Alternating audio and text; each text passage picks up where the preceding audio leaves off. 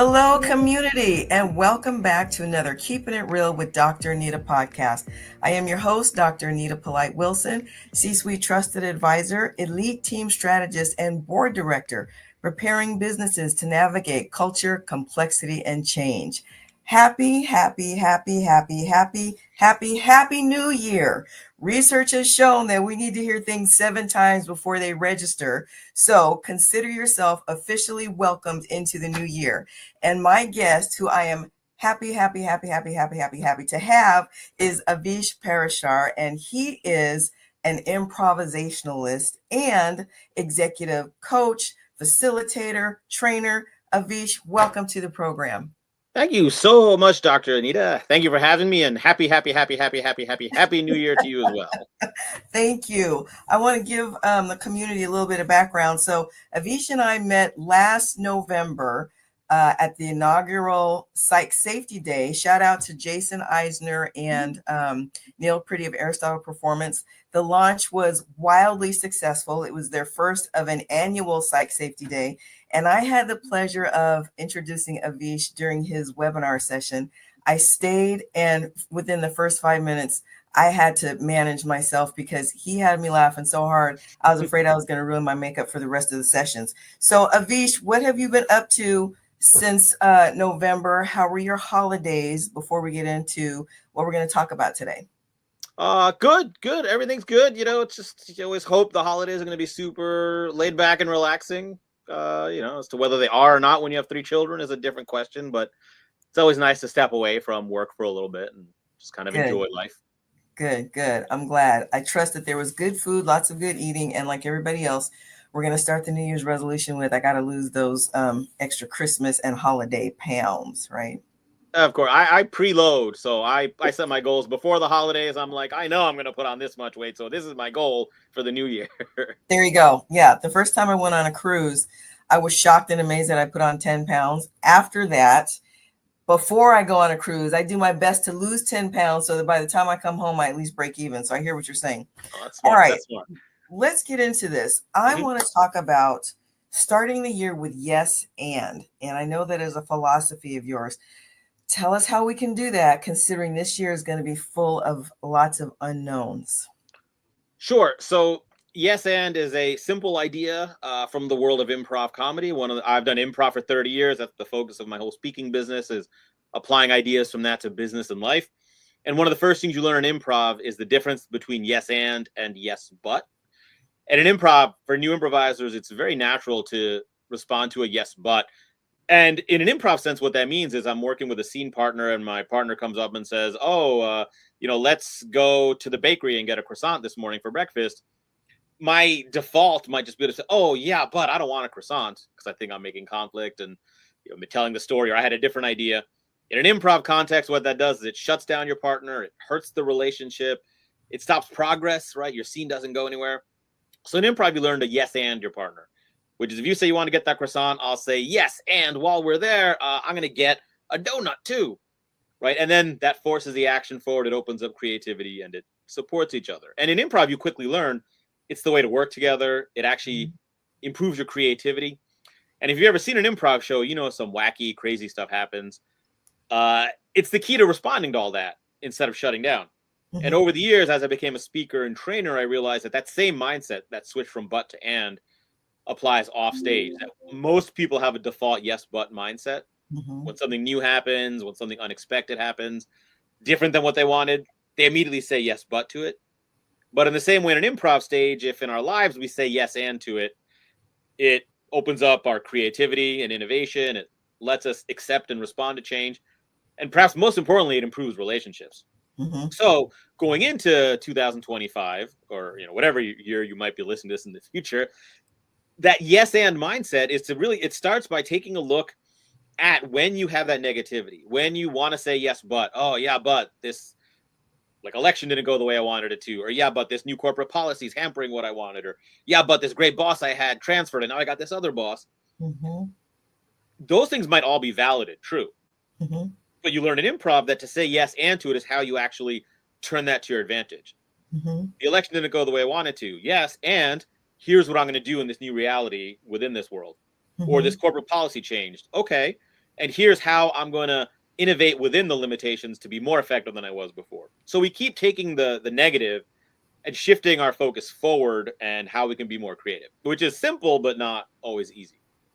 In my world, that's called reframing. Always trying to figure Mm-hmm. out, how can I look at this in a different way? How can I approach this from a different perspective? And when you mentioned that in working with another person in improv, to say yes, but shuts down the forward motion and it can hamper relationships in the workplace, I'm automatically thinking about one of my favorite bosses at the last company where I worked as an employee. And whenever we would come to her with an idea, she would never say no or Mm-hmm. but. She would say, yes, and here's what I need to get to be able to make this happen for you. It was always a positive spin. You knew that there was more work to do, but there was never a no, there was never a but. It was yes, and here's what I need to help you along to make this happen for you. Is that similar to the yes and mentality, because it doesn't shut anything off and it leaves room for possibilities? Absolutely. It's not only similar, I think it is an actual embodiment of it. It's funny you mentioned it's reframing, and I agree. And what I love about Yes and is it's sort of this like multi-purpose tool that fits into all of the other techniques. So it is reframing. It's just it just drills it down to reframe your yes buts as yes ands, right? So what I love about that story you mentioned is it's the same as yes and it illustrates a key element to yes and, which is about letting go of control. One of the reasons we say yes, but is we want to maintain control of the conversation, of the situation. And what your boss was doing there, instead of saying, oh, yeah, but, like, it was giving the control back to you. Like, okay, sure. And here's what I need you to do. If I may share something similar I used to do using yes and, this is when I was like in leadership for an association board. People would often get very excited in board meetings. Oh, we should do this. We should do this. We should do this. And if you've ever been on a volunteer board, there's more ideas than time and everything falls by the wayside. And I would not say never. I'd rarely say no or yeah, but I'd say, great idea. Who wants to take charge of it? And immediately all the hands would go down, all the voices would shut up. It gets quiet. So I'm not shutting anyone down. But let's just say someone raised their hand and say, yeah, now I'm giving up that control. I'm saying, okay, it wasn't my idea. It wasn't necessarily where I thought this was going. But hey, you want to run with it. And so take a look if you want to make the year more of a yes and year. Where are you trying to hold on to control to? Because we do that to protect ourselves, but it ultimately ends up hurting because it limits us and it hurts relationships. Let's follow that thread for a minute, because New Year's resolutions are popular. I personally quit making them a long time ago because for myself, if it's important enough for me to make a resolution about it, then it's important enough for me to do something about it at the time that it comes to me, that it's important enough to do something about. So when you talk about yes and allows people to let go of control, that's not a connection that I would have made had you not said that. So let's take the famous, New Year's resolution. Yes, I enjoy the holidays. The eating season starts with your Halloween candy, then all of the Thanksgiving eating, and then all of the holiday eating, then the New Year's eating, and then we've got Super Bowl eating, and then we've got, St. Patrick's Day eating. I think we have a break for April. Then you've got the May eating, Mother's Day. I mean, we're just an eating There's nation. always a reason, yeah. Right? There's always a reason. So how do we do the yes and relinquish control in a way that doesn't make us feel bad about the extra pounds that we might want to shed after the holiday season? Give me something practical. Sure. So I think to me, the most obvious one for here would be to say yes and to yourself, which sort of becomes being kind to yourself. Like for instance, yes, there's more of me to love, and yes, and well, I think what happens is we go through that period and we eat yeah, or don't exercise or whatever bad habit you want to say, and then right, we beat ourselves up over it. Oh, right. but I should not have done that. But that was so stupid. Oh, so it's being kind to yourself, saying, so yes, but looks backwards, yes, and looks forward. So yeah, but I should not have done that versus yes, I did it. I enjoyed the time with the family. The holidays are important to me. And here's what I'm going to do differently once I get back from the holidays. I want to interrupt you there for a minute. I like Yes. what you just said. Yes, but looks backwards, and yes, and looks forward. Yes. And to your point about forgiving ourselves, yes, I had that second piece of cake, and that means I got to walk a little extra tomorrow. Exactly. It's just, what are you going to do about it? And so often we get fixated on the problem. I wish I was better then. I wish I hadn't done that. Or make it even worse, if you're talking in work, I wish my employee hadn't done that. Or, oh, if they had followed my advice, we wouldn't be in this situation right now. Like, it's all looking backwards versus this happened, yes. And now let's look forward to what can we do about it. And I think the letting go of control this is where things get a little bit harder and maybe more psychotherapeutical, is the yes-anding yourself. Like, who are you? And there are limits, but I think so often we say yes, but when we want to force ourselves to be completely different from the person we are right now. And this, I think you see this with resolutions all the time. The big thing about New Year's resolutions is people kick it off with this grand plan of being a completely different person. Like, I'm going to get up early and work out and only eat vegetables and quit smoking and spend more time with my family and not watch any TV and be this person. And really what you're doing is you're yes-butting yourself. Yeah. You're like, here's who I am, but those are all bad.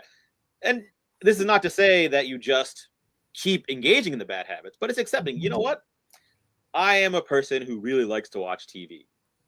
And that's okay. And here's what I'm going to do about it, or here's what I'm going to do to work within that context. So maybe I will watch TV after the kids go to sleep, but I won't watch TV earlier, or sometimes, in the morning I watch TV. So it's like making smaller steps, which is a big thing in improv as well. But the whole yes, right? There's two words. There's yes and there's and. And so often when I'm talking to clients, they get fixated on one or the other. They think it's just about saying yes and being positive, or about saying and building off. I'm like, no, they're both there. So the yes is the acceptance of who we are. And the and is that what's that next little step that's going to move me forward towards my goal, or towards making this the year I want it to be. And what I'm hearing in that is, while yes and invites us to let go of control, yes and also invites us to take ownership for our next steps, so that we can change the frame around something, change what we focus on, and change the future by doing something different. Yes. And I think what you're talking about, there's letting go of control, is there's only one thing we can control, which is what we do right here, right now. Our next step is the one thing we can control. Yep. And when we say yes, but, we are in essence trying to control everything else. What happened in the past, what might happen next week, what someone else is thinking right this moment. And so yes and brings the focus back to that one next step. So in one way, I'm talking about what can you do now. In that case, you're talking about control. And I think that's the difference. Yes, but's about controlling the uncontrollable. Yes and is focusing on the one thing you can actually control, which is your one singular action. Right. And that requires you to own what that next singular action is going to be. Exactly. Yes. This has been a great way to start, community. I hope that you've already picked up some tips. Yes, but is shutting down. Yes, and has a dual purpose. It allows you to let go of control and accept ownership for what your next steps are going to be. So I'm liking where this is going already. When we come back for our next conversation with Avish, we're going to talk about laughing or crying and how we can cope through change, complexity, and culture with laughter. If this podcast was helpful for you, please comment and forward it on to someone else in your network. This is a learning community and I want to hear your voice. And until I see you again, please remember to stay in the flow with me. Follow, like, and overshare any podcast that helps you reframe hot topic conversations from difficult to different. Until next time, this is Dr. Anita reminding you to stay blessed and keep it real.